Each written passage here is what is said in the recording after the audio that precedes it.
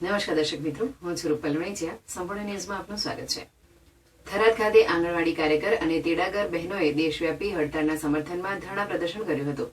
આ પ્રદર્શન બાદ બહેનોએ રેલી યોજી જિલ્લા કલેક્ટર કચેરીએ આવેદનપત્ર સુપ્રત કર્યું હતું. આ કાર્યક્રમમાં વાવ અને થરાદ તાલુકાની મોટી સંખ્યામાં આંગણવાડી બહેનો ઉપસ્થિત રહી હતી. આવેદનપત્રમાં મુખ્યત્વે હાઈકોર્ટના ચુકાદાનો અમલ કરી આંગણવાડી બહેનોને માનદ વેતનમાંથી મુક્ત કરી વર્ગ 3 અને વર્ગ 4 માં સમાવેશ કરવાની માંગ કરવામાં આવી હતી. આ ઉપરાંત તેમને મોબાઈલ ફોન પૂરા પાડવા, ઓનલાઈન કામનો બોજ ઘટાડવો, એવીટી એપ બંધ કરીને એમાં બંધ કરવી અને બઢતીના વયમર્યાદા દૂર કરવી જેવી રજૂઆતો પણ કરાઈ હતી. અન્ય માંગણીઓમાં માનદ વેતનમાં વધારો કરવો, આઈસીડીએસ સિવાયની અને કોઈ કામગીરી ન સોંપવી, સામગ્રીના બજાર ભાવ મુજબ બિલ ચૂકવવા, નિવૃત્તિ બાદ પેન્શન યોજના લાગુ કરવી અને નિવૃત્તિ વયમર્યાદા વધારવા જેવી બાબતોનો સમાવેશ થાય છે. આંગણવાડી બહેનોએ જણાવ્યું હતું કે આગામી ગુજરાત બજેટમાં જો તેમના હિતમાં કોઈ જાહેરાત કરવામાં નહીં આવે તો હાલની સંખ્યા કરતાં પણ વધુ બહેનો આંદોલનમાં જોડાશે.